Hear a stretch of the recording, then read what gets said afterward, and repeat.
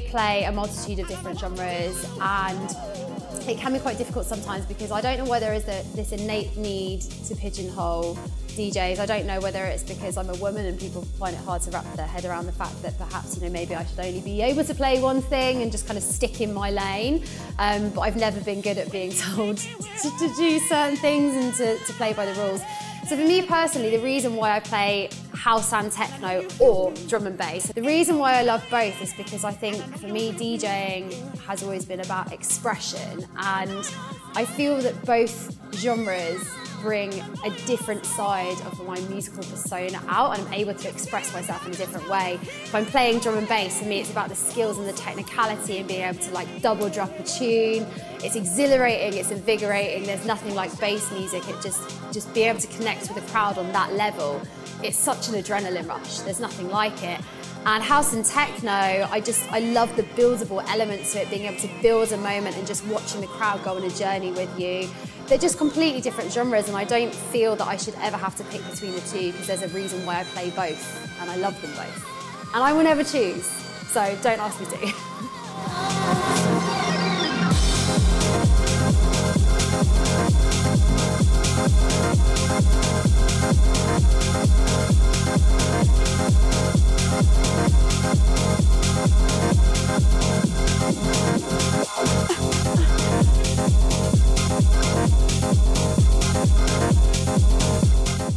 So in terms of DJs that kind of inspired me and I looked up to as I was coming up through the scene, I'm going to start with the obvious ones. So Andy C obviously being the Don of Dons, like no one can mix like Andy, he's still the king, isn't he? He's still up there. Carl Cox, I used to love watching when I did seasons in Ibiza. I used to be a regular like DC-10 Circle Loco and Paradise were like what really got me into house and techno fully. But in terms of DJs, since I've started DJing and I kind of looked up to and maybe want to DJ and learn from, Scream is like my penultimate. I feel like my style is very indicative of him and how he plays and how he produces.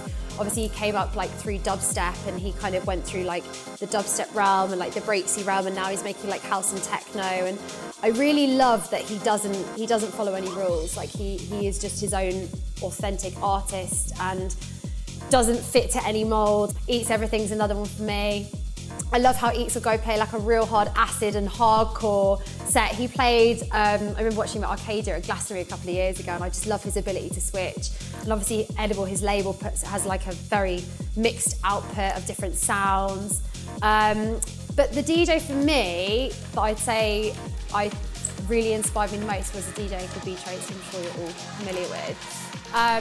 For me, she was the first DJ that I saw that made me realise that I could do it.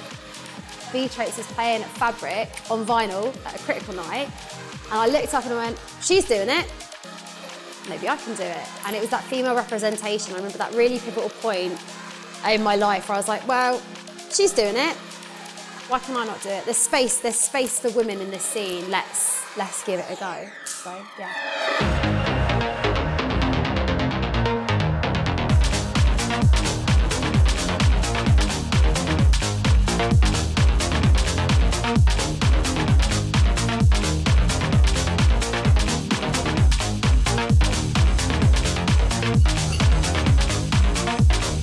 If I had to go back and give advice to my younger self,